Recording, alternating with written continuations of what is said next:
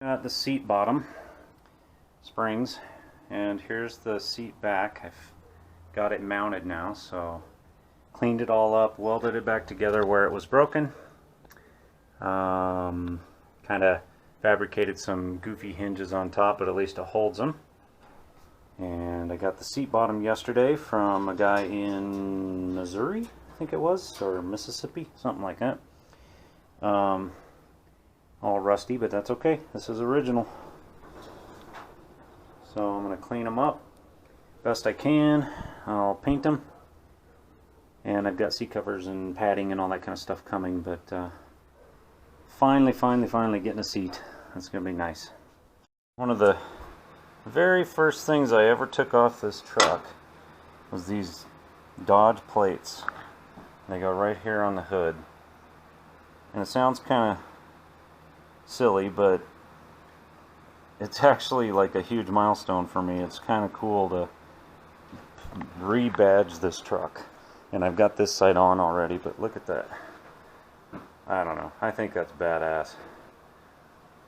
That just really starts to bring the truck back together.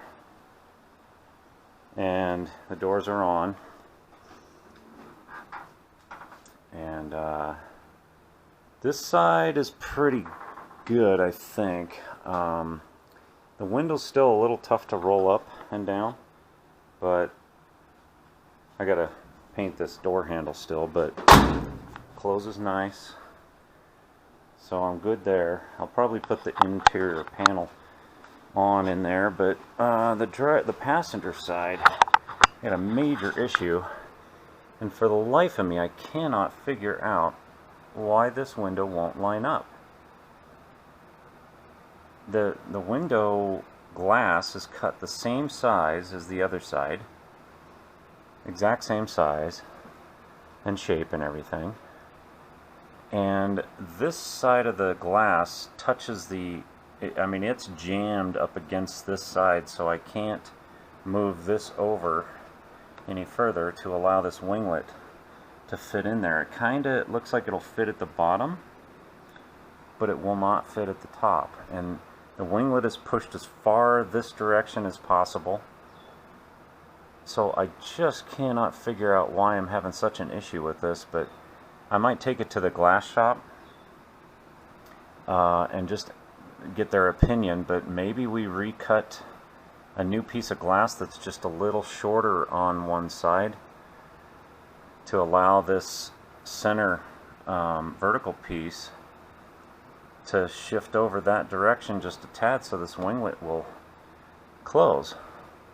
It just got me really perplexed. But anyway, doors are on, they shut nice, they open nice, and tomorrow's the day. I'm going to the Colorado State Patrol so I can get the VIN, the certified VIN inspection, because there's no title, so I have to apply for a bonded title or figure that out. But I've got a bill of sale from my father-in-law. Still got to put the windshield wipers on. But, yep, I'm going to load her on the trailer today or tomorrow morning and go down to the State Patrol. But man, does that badge look cool.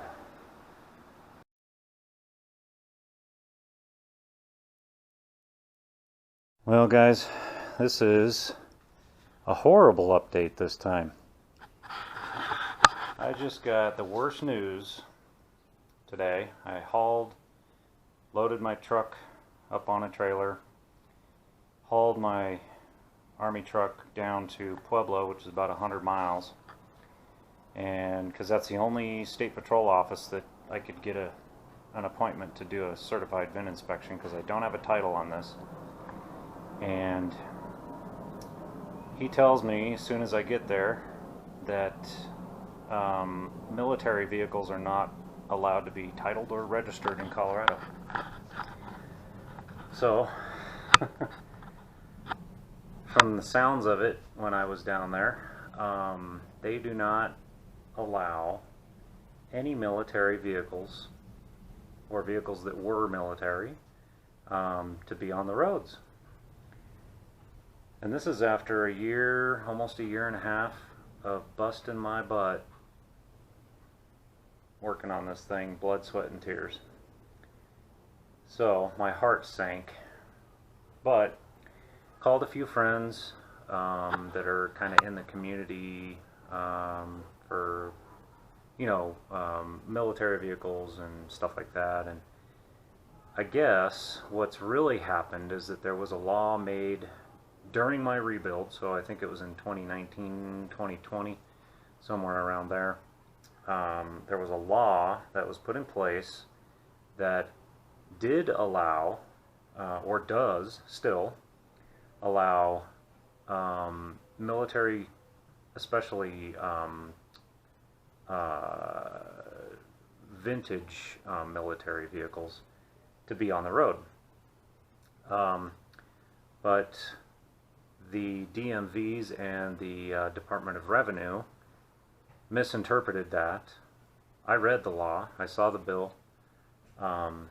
It does say these can be on the road, but the DMVs only interpreted this as that they cannot be on the road, and so they won't grant titles or registrations. So this is a civilian cab, so I may still be able to register because it just looks military, but technically can be a power wagon. So I am going to try to get it registered as a power wagon.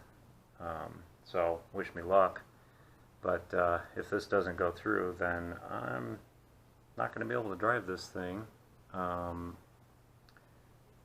and not even in a parade, I don't think. So car shows is about the only place I can have it. So we'll see, but I'll give you guys updates as things progress. But today was a kind of a horrible day, so I'll keep you updated. Update: the seats are done. Original spring seats. God, these are cool. So glad I waited for them instead of just building something myself. Those are original seats to this type of truck, so really cool. Now I can actually sit in it without using a bucket and drive it.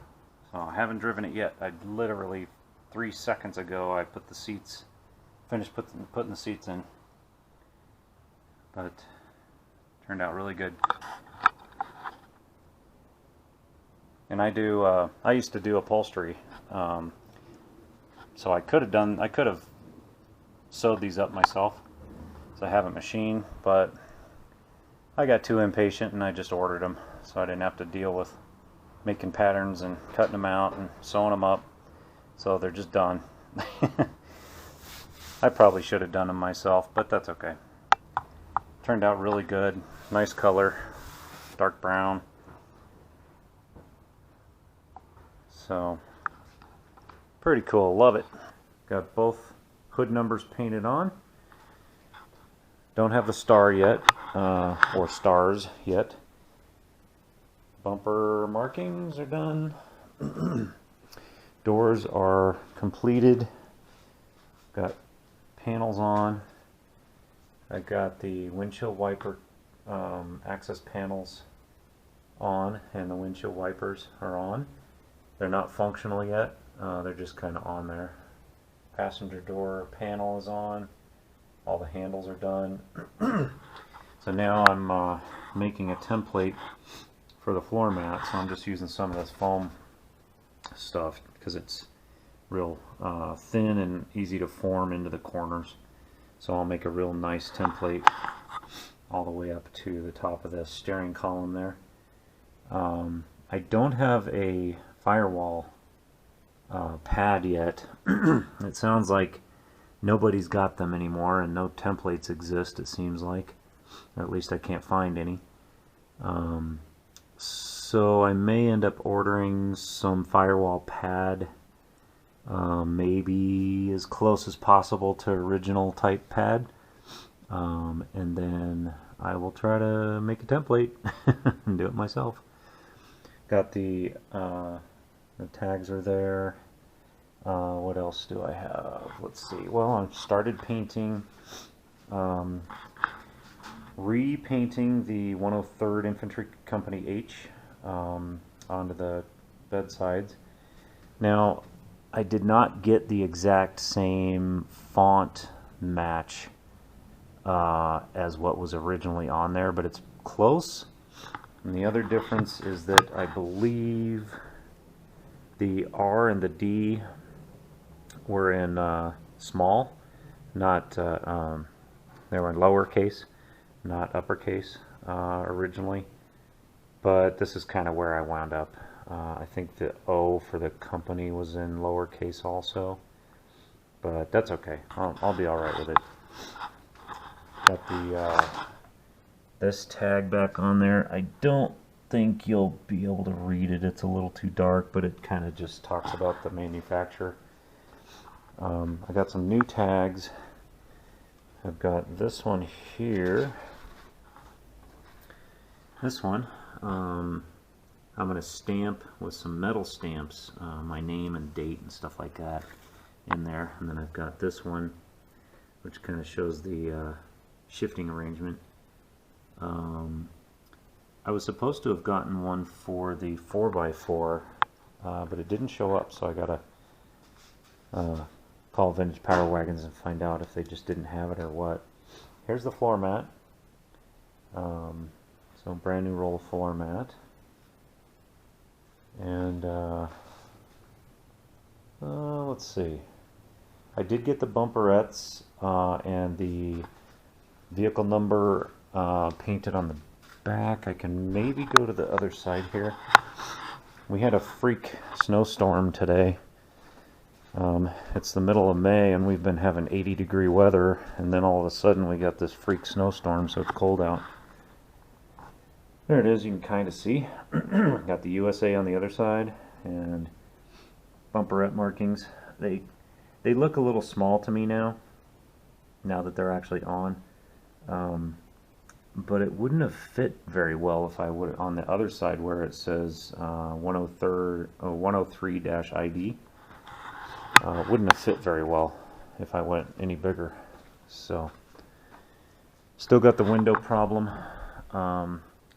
I may take the truck down to the glass and window guys and see if they have any ideas on how I can fix the alignment problem, but it's horrible. But for now, I'm just kind of hurrying a little bit because I actually get the opportunity to drive this truck in the Memorial Day 2022 parade in Commerce City, Colorado. And that is going to be a lot of fun. That's going to be so exciting. I did get the horns mounted and functional, so they're working. Alrighty, there's the floor mat. It's all done, came out really good. Fit it pretty well. And I have these little side pieces right here. The roll wasn't long enough, so I just pieced it in, but I glued these down just so that they're permanent. And then this just still lifts up so I can get to the battery compartment access under there. Yeah, turned out pretty good. I'm liking it. The other cool thing I did was I ordered a sticker from Vintage Power Wagons. Got the Kilroy was here sticker right on the top here. And if you don't know what that is,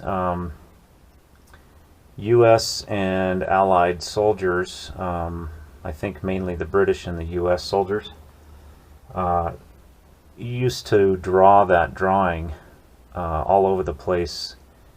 You know, after we had taken ground or you know, taken back cities or fought in Germany, just to kind of play some psychological warfare on the enemy.